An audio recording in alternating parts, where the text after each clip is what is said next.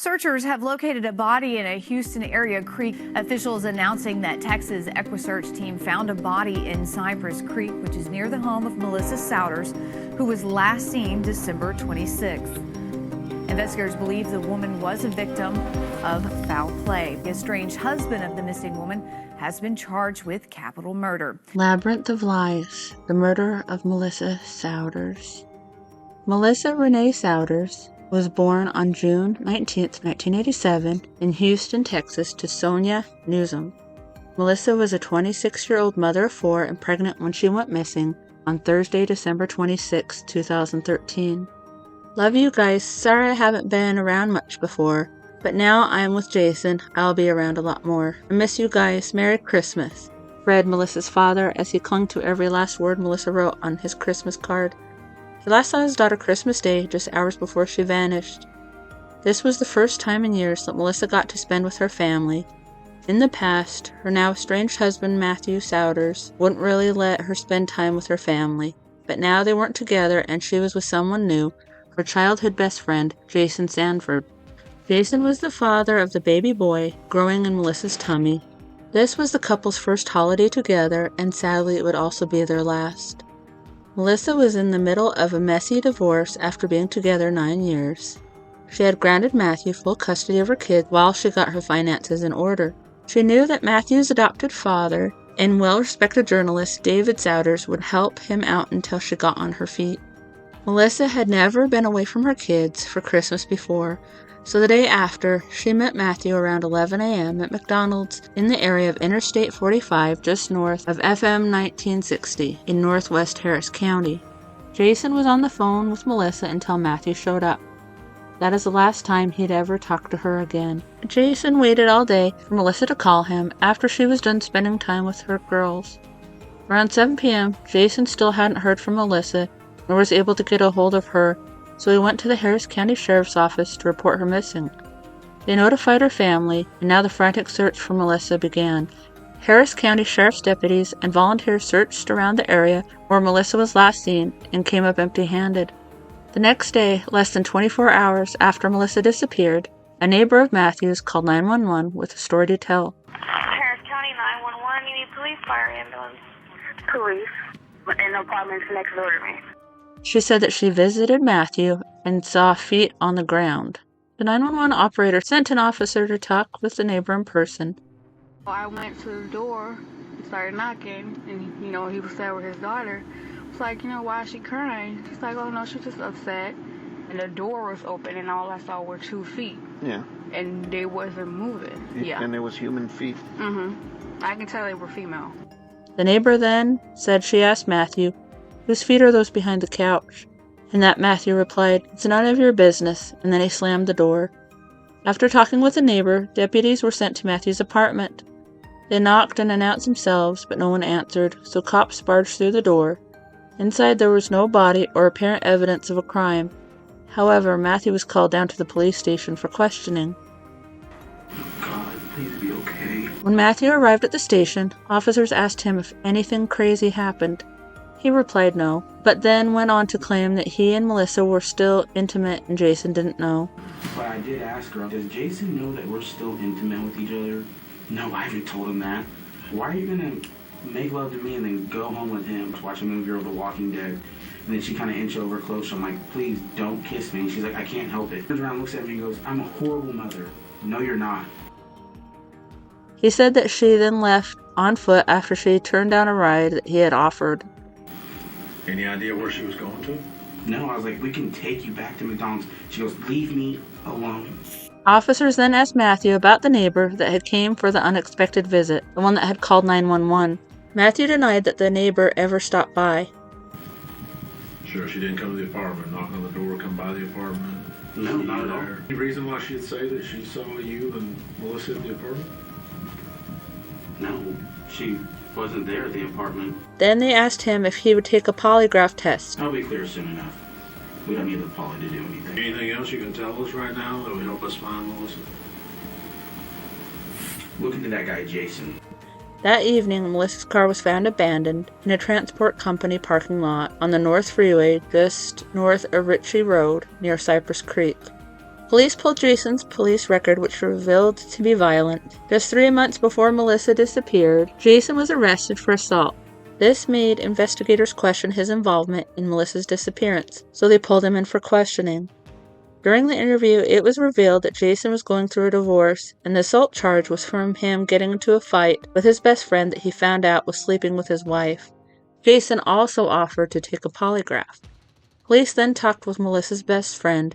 She claimed that Matthew was obsessed with Melissa and that he was possessive and wanted her back. The best friend also said that Melissa was afraid of going over to his apartment. She claimed that Matthew even tried to kidnap Melissa from work one night. Another 911 call came in. Operator, Harris County 911, do you need police, fire, or ambulance? Caller, police, I need to turn somebody in. The caller was scared and wanted to remain anonymous. She told the operator that she was a really good friend and lover of Matthew Sowders. She claimed that he visited her after Melissa went missing. Matthew had came over at night, soaking wet from head to toe, and his truck was all muddy, and with a story of what happened to Melissa. Caller, he said that he blacked out and snapped and choked her to death and dumped her body in Spring Creek in a trash can. He told you he put the body in a trash can and dumped it in Spring Creek? Yes. Saturday, Texas EquuSearch volunteers looked for Melissa on foot, by a boat, and by ATV along and near Cypress Creek. Crews scanned the bottom of the creek, and a helicopter flew overhead to do the same. We got a lot of challenges out there with all that debris that's in the water. An anxious and hopeful Jason arrived to lend a hand. Investigators then asked Matthew's girlfriend, the anonymous caller, if she would wear a wire and get him to confess again. The girlfriend agreed, and 3 days later, she recorded a conversation between her and Matthew. During this conversation, his girlfriend asked him what his lawyer said. Matthew said that he told his lawyer everything that had happened, and the lawyer said that he had a good case. Matthew went on to tell his girlfriend that he thought he could get away with murdering Melissa since no body had been found. His girlfriend then urged Matthew to turn himself in, and that Melissa deserved a proper burial. Matthew said he'd think about it.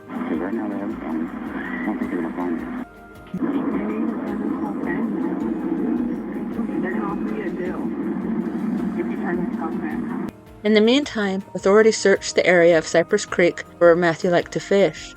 It was now January 2nd, 2014, and searchers noticed something downstream, below the water. It was a body with a tattoo near the hip bone that read, Matt.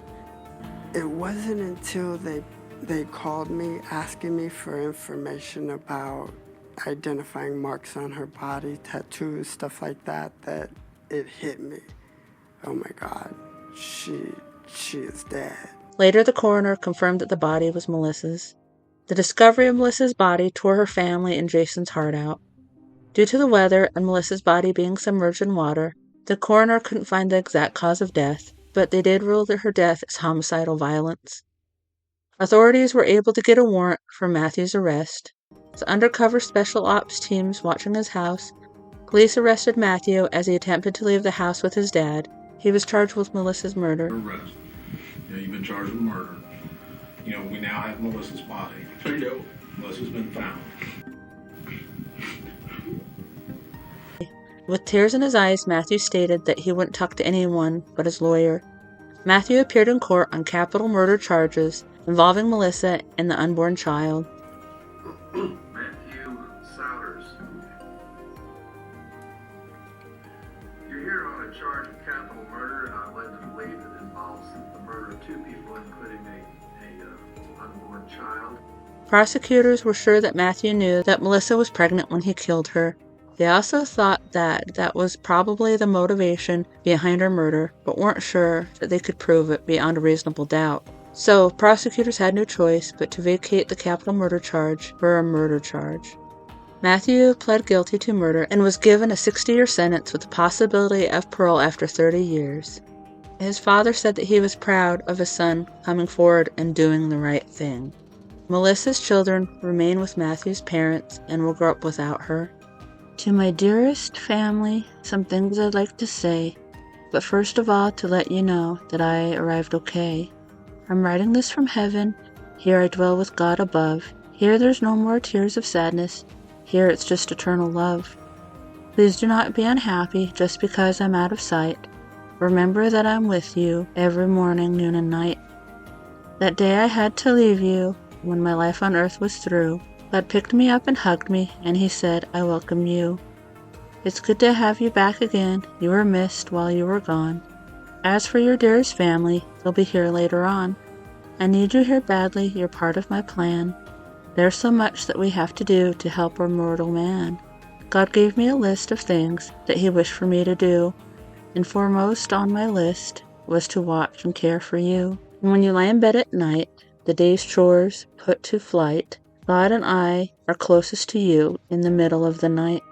When you think of my life on earth and all those loving years, because you are only human, they are bound to bring you tears. But do not be afraid to cry, it does relieve the pain. Remember there would be no flowers unless there was some rain. I wish that I could tell you all that God has planned, but if I were to tell you, you wouldn't understand. But one thing is for certain, though my life on earth is over, I'm closer to you now than I ever was before. There are many rocky roads ahead of you and many hills to climb, but together we can do it by taking one day at a time. It was always my philosophy, and I'd like it for you too, that as you give unto the world will give to you. If you can help somebody who's in sorrow and pain, then you can say to God at night, my day was not in vain. And now I'm contented that my life has been worthwhile, knowing as I passed along the way, I made somebody smile. So if you meet somebody who is sad and feeling low, just lend a hand to pick 'em up as on your way you go. When you're walking down the street and you got me on your mind, I'm walking in your footsteps, only a half a step behind. And when it's time for you to go, from the body to be free, remember you're not going, you're coming here to me. Ruth Ann Maffei.